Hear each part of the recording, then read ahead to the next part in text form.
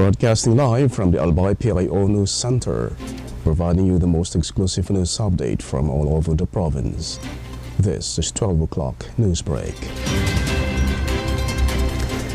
In the local scene, the Bicol Regional Hospital and Medical Center, through its Medical Center Chief, Dr. Eric Raymond N. Raborar, has pledged support for the 8 hospitals managed by the provincial government of Albay. Dr. Raborar shared the plan following the first consultative meeting between the PGA-managed hospitals and Albay Acting Governor Baby Glenda Ogbungao, held at the Governor's Guest House in Legazpi City. The Medical Center Chief outlined plans to provide funding support for its hospital's priority needs, which will be identified through a series of stakeholders' meetings starting this week.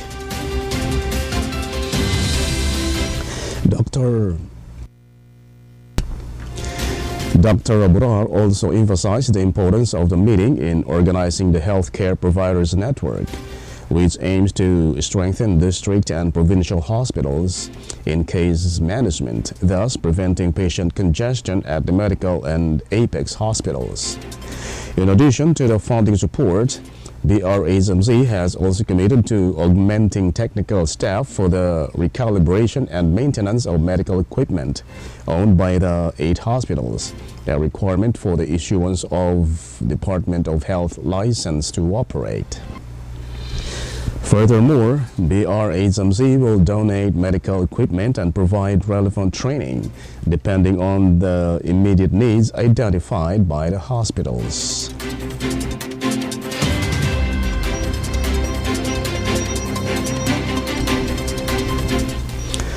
In other story, the Bicol University Performing Arts Union Integrated for Culture, Arts and Nature Ensemble won multiple awards at the Act Avenue Theater Festival.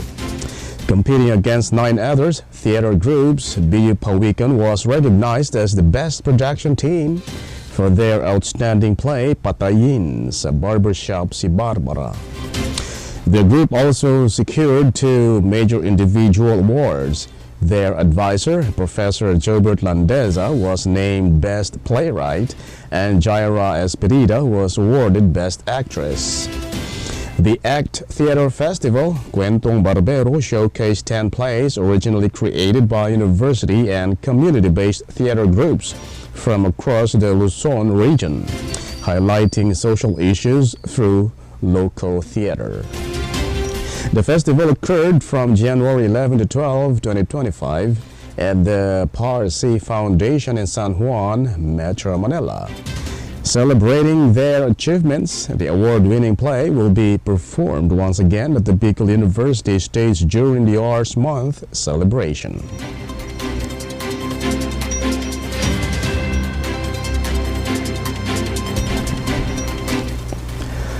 In the national scene, Saldico, the former chair of the Appropriations Panel, has issued a statement regarding his resignation, expressing gratitude to the Chamber's majority for supporting his decision to step down as chairman of the Appropriations Committee. Ko cited his health issues as the reason for his resignation, stating that this decision, which broke his heart, was necessary for him to focus on his medical care.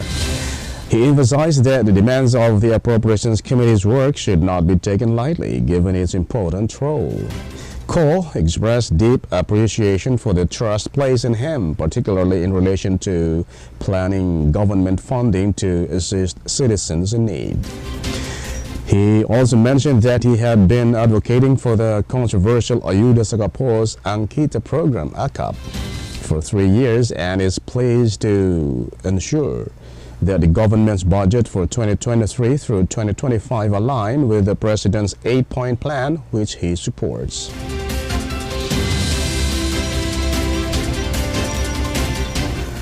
In other story, in recognition of the importance of being ready for another possible global pandemic, President Ferdinand Marcos Jr. promised his support for the ongoing construction of the Virology and Vaccine Institute of the Philippines building as the Department of Science and Technology sought funding for the project to prevent delays and the structural deterioration of the building. According to DOST Secretary Renato Solidum Jr., the VIP's studies would include viruses that influence the health of plants and animals in addition to human health issues. He also informed the president that the VIP requires 680 million pesos to carry out its plans, which include creating vaccinations for people, animals, and plants. The facility is intended to serve as the nation's hub for virus research and development pertaining to humans, animals, and plants. In other news, President Ferdinand Marcos Jr. stated that the government will find a method to adequately fund the nation's major irrigation projects and large dams. During a meeting with National Irrigation Administration officials in Malacanang, Marcos provided assurance and emphasized the significance of building major dams for irrigation and other uses. NIA Administrator Eduardo Eddie Guillen outlined the agency's goals during the meeting, which include maintaining currently irrigated fields, ensuring the ongoing functional of existing irrigation service areas, and increasing irrigation efficiency.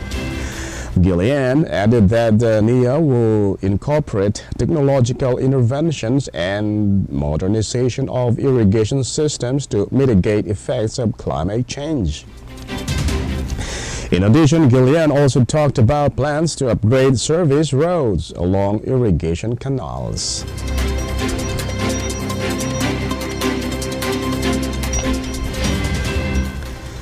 And in the news outside the country, Russia and Ukraine traded hostages once more, with President Volodymyr Zelensky said the release included 25 soldiers who were working at the Azovstal steel facility in Mariupol City, where since May 2022 they have been detained by Russia.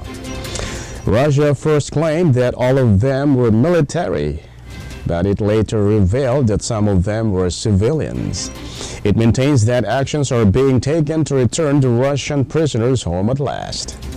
Medical examinations are still being performed on the injured prisoners whom the Russians released.